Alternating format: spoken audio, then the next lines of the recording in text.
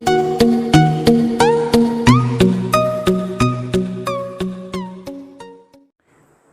students, মই সৃষ্টি sir আৰু তোমালোকে চাই আছা সৃষ্টি স্যাৰস ক্লাसेस। এতিয়া আমি আৰম্ভ কৰিম অনুশীলনী 2.2 বাকি যে কেইটা অংক আছে হেকেটা আৰম্ভ কৰিম। এতিয়া তোমালোকে নোট ডাউন কৰি গৈ থাকিবা, বুজি গৈ থাকিবা। এতিয়া তোমালোকে চাবা 2.2 ৰ 5 নম্বৰ অংকটো চাবা। t স্কয়াৰ - 15 t স্কয়াৰ - 15 ইয়াতে আছিল কি দ্বিঘাত বহুপদৰ আমি কি উলিয়াব লাগে, শূন্য উলিয়াব লাগে। আৰু কি উলিয়াব লাগে, এই শূন্যবিলাক উলিয়াৰ পিছত শূন্য আৰু সহগবোৰৰ মাজত আমি কি কৰিব লাগে, সম্পৰ্ক স্থাপন কৰিব লাগে। এতিয়া তোমালোকে আগৰ ক্লাছটো চালেহে এইবিলাক বুজি পাবা, এইটো ক্লাছ বুজি পাবা। এতিয়া মই ষ্টাৰ্ট কৰিছোঁ দিয়াচোন। এতিয়া তোমালোকে চাবাচোন t স্কয়াৰ - 15 এইটোক আমি কেনেকৈ সজাই ল'ব লাগিব, এনেকৈ সজাই ল'ব লাগিব ax square plus bx plus c এইটো ফৰ্মত সজাই ল'ব লাগিব। এতিয়া তোমালোকে গম পাবা যে এইটো কেনেকৈ সজাব পাৰি নি নোৱাৰি। এতিয়া চাবাচোন তোমালোকে ইয়াতে আমি t স্কয়াৰ লিখিলোঁ আৰু -15 লিখিলোঁ। এইটোক আমি কেনেকৈ ৰিএৰেঞ্জমেণ্ট কৰিম চাবাচোন তোমালোকে। এতিয়া লিখিলোঁ t স্কয়াৰ, ইয়াতে লিখিলোঁ আমি কি লিখিলোঁ, প্লাছ লিলোঁ, প্লাছ দি পেলাই 0 দিলোঁ, 0 দি t দিলোঁ আৰু প্লাছ দিলোঁ, প্লাছ দি পেলাই কি কৰিলোঁ, এটা -15 দিলোঁ। ইয়াতে কিবা অসুবিধা আছে? একো অসুবিধা নাই। এতিয়া t square plus 0 into t এইখিনিৰ ভ্যালু কি হৈ যাব, 0 হৈ যাব। 0 হৈ গ'লে কি হ'ব, প্লাছে মাইনাছে মাইনাছ -15 হৈ যাব এনেকুৱা। এতিয়া তোমালোকে চাবাচোন ইয়াতে টিৰ সন্মুখত, টিৰ ফ্ৰণ্টত কি আছে, 1 এটা আছে। তাৰ মানে এৰ ভ্যালু কি হ'ব, এতিয়া এৰ ভ্যালু হ'ব 1, বিৰ ভ্যালু হ'ব কি 0। এইটো তোমালোকে চোৱা বিৰ ভ্যালু bx আছে, ইয়াতে 0t আছে। সেইকাৰণে কি হ'ল, এই ভ্যালুটো হৈ গ'ল 0 হৈ গ'ল। আৰু c যিটো ধ্ৰুৱক পদ হৈছে সেইটোৰ ভ্যালুটো কি হৈ গ'ল, c ৰ ভ্যালুটো হ'ল -15। এইখিনি আমি লিখিব লাগিব এনেকুৱাকৈ এইটো। তাৰপিছত তোমালোকে আৰু এটা বস্তু জানিব লাগিব। তোমালোকে জানিব লাগিব কোনটো বস্তু, যে এইটো বস্তু জানিব লাগিব a স্কয়াৰ - b স্কয়াৰ। এই সূত্ৰটো যে আছে, ফৰ্মুলাটো আছে, এই ফৰ্মুলাটোৰ তোমালোকে জানিব লাগিব এই ফৰ্মুলাটো কেনেকৈ, a প্লাছ b হ'ল ইনটু a মাইনাছ b। এইটো জানিব লাগিব। এই দুটা বস্তু তোমালোকে মনত ৰাখি থৈ দিয়া। এটা আমি ৰিএৰেঞ্জমেণ্ট কৰিব লাগিব আৰু এটা এই সূত্ৰটো আমি কি কৰিব লাগিব, ফৰ্মুলাটো মনত ৰাখিব লাগিব। এতিয়া তোমালোকে চাবাচোন অংকটো মই ইয়াতে কৰি দিছোঁ তোমালোকক। আমাৰ t স্কয়াৰ এইখিনি তোমালোকে লিখি ল'বা। এতিয়া ইয়াতে কৰি t স্কয়াৰ - 15 ধৰা হ'ল pt is equal to t square - 15। এতিয়া তোমালোকে কি কৰিবা, ইয়াতে আৰু এটা তোমালোকে ইয়াতে বস্তু এটা মই তোমালোকক দিছোঁ। তোমালোকে চাবাচোন এইটো 3 যে আছে, ইয়াতে 3টো এজ ফৰ এক্সাম্পল 3টোক আমি কেনেকৈ লিখিব পাৰোঁ গম পাইছেনে, √3 ইনটু √3 এইটো লিখিব পাৰোঁ এক্সাম্পল। বা a আছেনে ইয়াতে, ইয়াকে আমি এনেকৈ লিখিব পাৰোঁ √a ইনটু √a। এইখিনিও জানিব লাগিব তোমালোকে। এতিয়া আমি তোমালোকে কোৱাচোন 15টোক কেনেকৈ লিখিব পাৰিম, যদি ৰুটৰ ষ্টাইলত লিখোঁ আমি কেনেকৈ লিখিম, √15 হোল স্কয়াৰ। ইয়াতে চোৱা তোমালোকে এইটো কেনেকৈ হ'ব, √3 হোল স্কয়াৰ নহ'ব জানো, √a হোল স্কয়াৰ নহ'ব জানো। ঠিক তেনেদৰে ইয়াতে যদি তোমালোকে কি কৰা, 15টো এনেকৈ থাকে, 15টো কি হ'ব, √15 ইনটু √15। এতিয়া কি হ'ব, 15 √ হোল স্কয়াৰ। তাৰমানে আমি 15টোক এনেকৈ লিখিব পাৰোঁ। এতিয়া এইটোক কেনেকৈ লিখিব পাৰি, এইটোক লিখিব লাগিলে তোমালোকে চাব লাগিব, মই যে কৈছিলোঁ a square - b square, a plus b into a minus b এনেকৈ। এতিয়া ইয়াতে আমি এনেকৈ লিখিব পাৰিমনে, t প্লাছ √15 আৰু t মাইনাছ কি √15। এইটো তোমালোকে চাব লাগিব। এতিয়া চাবা পিটিৰ 0 তাৰমানে 0 পোৱা যাব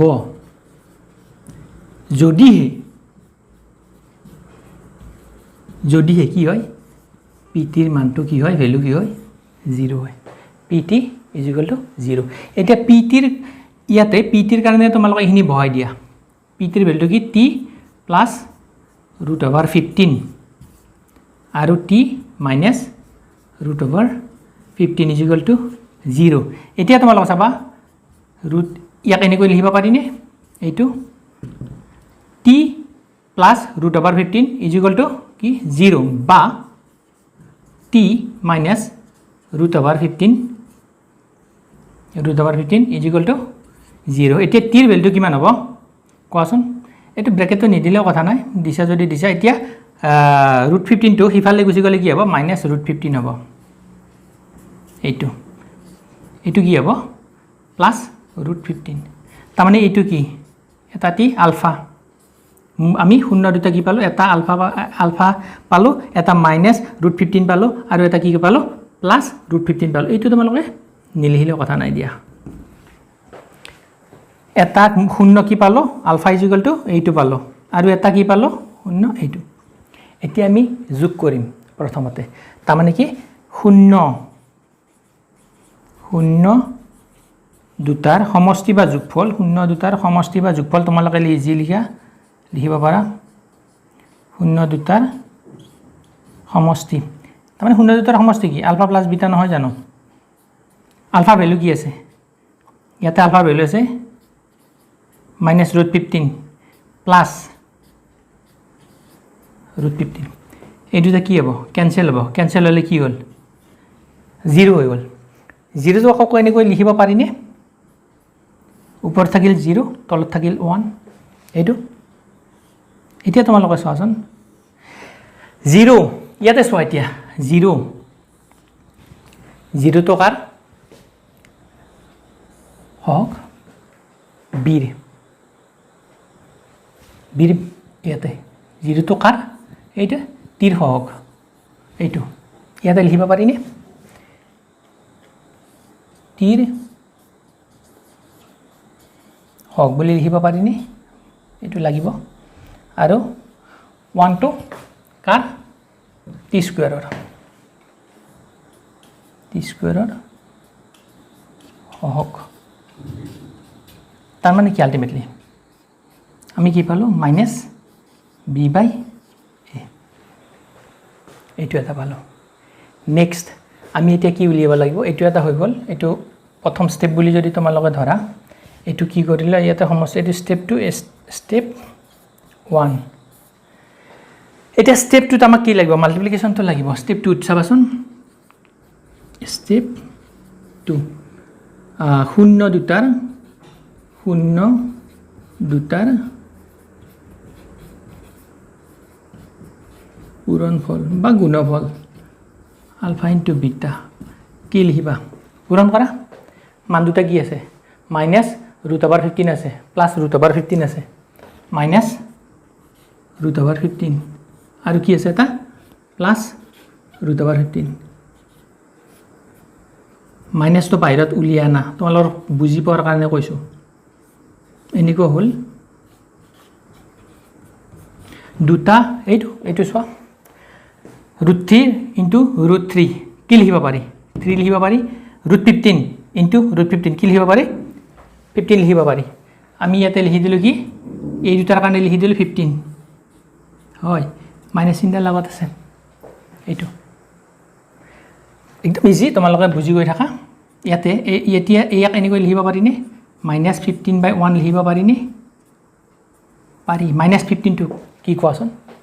এইটো ধ্ৰুৱক পদ নহয় জানো মাইনাছ 15টো ধ্ৰুৱক পদ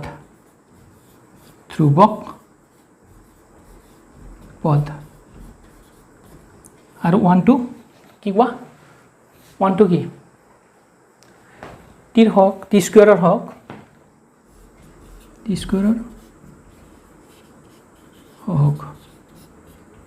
এইটো তাৰ মানে কি চি বাই এ আমি পালোঁ এইটো কি হ'ল আমি এতিয়া শূন্য দুটাৰ সমষ্টি পালোঁ কিমান যোগ কৰিলোঁ যোগ কৰি পেলাই 0 পালোঁ এইটো কেনেকৈ লিখিব পাৰি 0 বাই 1 লিখিব পাৰি 0টো কি পালোঁ আমি 0টো পালোঁ কি টিৰ হওক আৰু 1টো কি আছিল টি স্কুৱেৰৰ হওক ইয়াতে চোৱা তোমালোকে 0টো কাৰ হওক টিৰ আৰু এইটো কাৰ হওক 1টো টি স্কুৱেৰৰ হওক আৰু এইটোৰ ক্ষেত্ৰত চোৱা শূন্য দুটাৰ পূৰণফল কৰিলোঁ এই আলফা আৰু বিটাৰ মানটো কি কৰিলে মাল্টিপ্লিকেশ্যন কৰি পেলাই আমি কি ক'লোঁ ইহঁতৰ কাৰণে পালোঁ 15 পালোঁ -15 টো কেনেকৈ লিখিব পাৰি -15/1 ধ্ৰুৱক পদ আৰু কি এইটো 1 টো কি টি স্কুৱেৰৰ হওক তাৰ মানে কি আমি শূন্য দুটা উলিয়ালোঁ আৰু কি কৰিলোঁ আমি সম্পৰ্কটো স্থাপন কৰিলোঁ এতিয়া নেক্সট অংকটো তোমালোকে চাবাচোন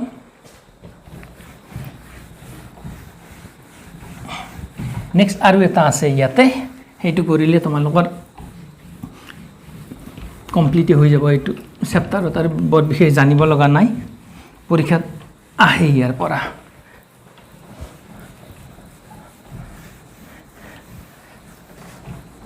এতিয়া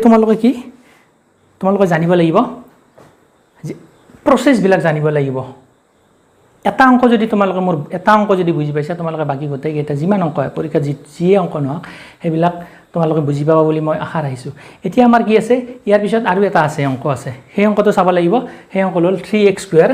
তোমালোকে চাবাচোন সেইটো কুৱেশ্যন মতে চাবা তোমালোকে 3x² আছে সেই অংকটো চোৱাৰ আগতে তোমালোকে আৰু এটা কাম কৰিব লাগিব যদি ভিডিঅ'টো তোমালোকে বুজি পোৱা নাই তেতিয়াহ'লে পাউজ কৰি ভিডিঅ'টো চাব লাগিব তোমালোকে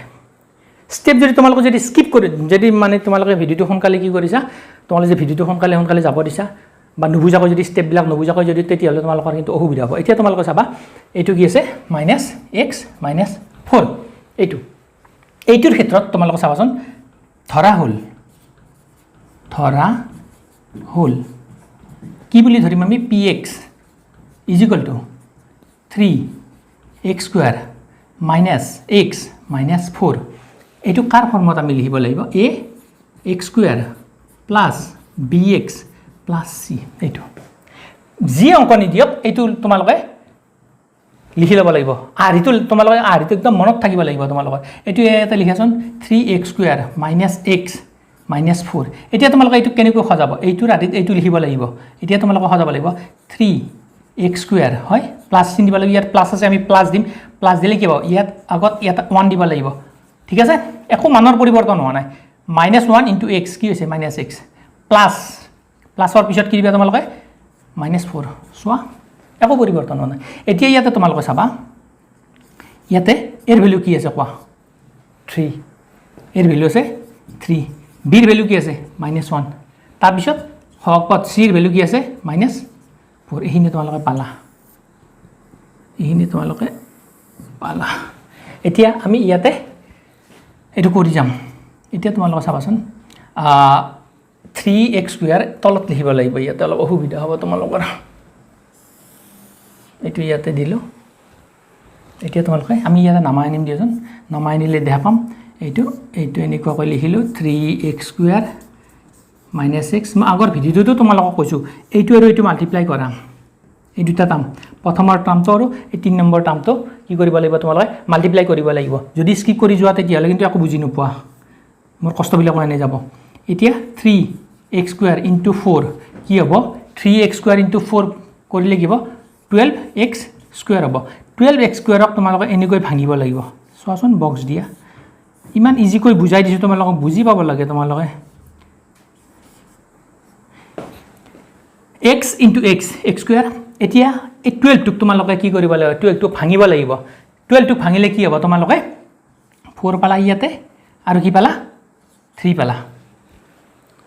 কি হৈ গ'ল 4 3 গুণ কি হৈ গ'ল 12 হ'ল x * x কি হৈ গ'ল x² হৈ গ'ল এতিয়া তোমালোকে চাব লাগিব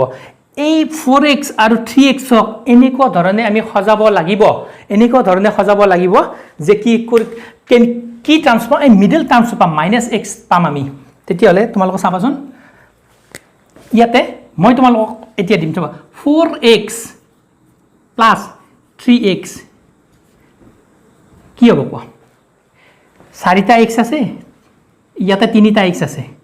ইয়াতে কি হ'ব -x এইটো -x এনেকৈ লিখিব পাৰি 3x² কি লিখিম এতিয়া তোমালোকে এইটো টাৰ্ম আগত লিখিব পাৰা এইটো পিছত লিখিব এনেকৈ লিখিব পাৰা 3x - 4x = -x এনেকুৱা দেখাত অলপ ভালকৈ লিখিব লাগে সজাওঁতে যাতে ভাল হয় এতিয়া তোমালোকে ইয়াতে লিখাচোন 3 আগত কি আছে 3x ৰ প্লাছ আছে ইয়াতে 3x লিখা আৰু -4x - 4 এইটো ইয়াতে এতিয়া চাবা তোমালোকে ইয়াৰ পৰা কি কমন যাব ইয়াৰ পৰা 3x কমন যাব কমন গ'লে কি হ'ল 3x কমন গ'লে ইয়াতে থাকিল x আৰু ইয়াতে 3x তো কমনে গ'ল কমন যোৱাৰ পিছত থাকিল 1 ইয়াতে কি হ'ব মাইনাসটো থাকিল ইয়াতে 4 তো কমন লোৱা তোমালোকে ভিতৰত কি থাকিল x থাকিল ইয়াতে কি হ'ব ইয়াতে তোমালোকে যদি মাইনাস এনি কৈ দিয়া 4 তো গ'ল তেতিয়ালে কি হ'ব মাইনাস এ প্লাস ভুল হৈ যাব তোমালোকে কি কৰিব লাগিব এতে প্লাস তাৰ মানে মাইনাস এ প্লাস এ কি হ'ব minus 4 into x 4x minus a plus a minus 4 into 1 এইটো এতিয়া এইটো টার্মস হোৱাচোন তোমালোকে এইটো টাৰ্মস হোৱা তাৰ পিছত এইটো টাৰ্মস কি কমন যাব ন কমন আমাৰ যাব x plus 1 এইটো কমন যাব x plus 1 এইটো কমন যাব আৰু 3x minus 4 বাকি এইটো টাৰ্ম থাকিব এতিয়া px ৰ কি হ'ব px ৰ 0 হ'ব যদিহে px is equal to কি হয় 0 হয় এটাই তাৰমানে কেনেকুৱা অংকবিলাকে বেলেগ বেলেগ কিন্তু ইয়াৰ যেটো ষ্টাইল ন গঠন একদম সেম টু সেম এটা মনত থাকিলে এটা বুজি পালে গোটেইখিনি বুজিব এতিয়া তোমালোকে চাবাচোন আমি ইয়াতে কি কৰিম x plus 3 x plus 1 এই x plus 1 thrice x minus 4 is equal to 0 এতিয়া তোমালোকে x plus 1 is equal to 0 বা thrice x minus 4 is equal to 0 এনেদৰে লিখিব পাৰিবা এতেকে x ৰ ভ্যালুটো কি হ'ব প্লাস 1 তো হিপালে গলে কি হ'ব minus 1 thrice x is equal to plus 4 minus 4 তো হিপালে কি গলে কি হ'ব plus 4 এতি x ৰ ভ্যালুটো কিমান হ'ব 4/3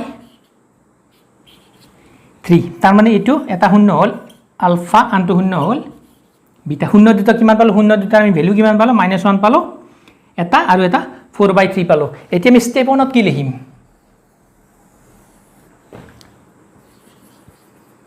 স্টেপ 1 ত আমি লিখিম শূন্য দুটাৰ যোগফল বা সমষ্টি জিলে শূন্য দুটাৰ সমষ্টি বুলি লিখাছোন শূন্য দুটাৰ সমষ্টি মানে কি আলফা প্লাস বিটা নহয় জানো alpha plus beta is equal to alpha মান তো বহাই দিয়া alpha মান তো কি আছে -1 আছে alpha মান তো আছে কি -1 আৰু বিটাৰ মান তো কি আছে 4/3 এটি এলসিএম লওঁচোন ইয়াতে 3 হল ইয়াতে -3 হল +4 কি হ'ব ইয়াতে 1 হ'ব ইয়াতে 3 হ'ব এতিয়া তোমালোকে সহজভাৱে এটা বস্তু চোৱা ইয়াতে এনেকৈ লিখিব পাৰি নি মাইনাস কি প্লাস নহয় জানো 1 এইটো এতিয়া তোমালোকে চোৱা 1 তো কি চোৱা 1 তো -1 তো কি এইটো x ৰ হওক এইটো কি x ৰ হওক আৰু 3 তো কি x স্কয়াৰৰ হওক আলটিমেটলি কি -b/m পালোনে এইটো ফৰ্মুলা মতে এইটো আহিলে এইখিনি তাৰ পিছত চাবাচোন স্টেপ 2 শূন্য দুটাৰ পূৰণফল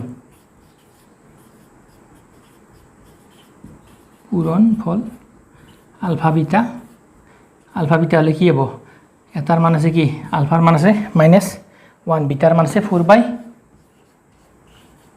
মাল্টিপ্লাই কৰা -4/3 -4 to কি এটো যো -4 to কি হক সরি -4 to কি -4 to ধ্রুবক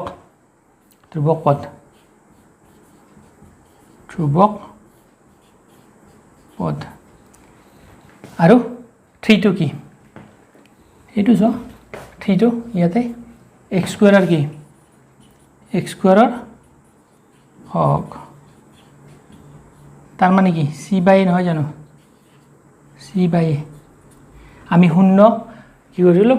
দ্বিঘাত বহুপদৰ কি কৰিলো আমি শূন্য উলিয়াৰো শূন্য আৰু হৰৰ মাজৰ কি কৰিলো আমি সম্পৰ্ক কি কৰিলো স্থাপন কৰিলো এইখিনি তোমালোকে চাই লবা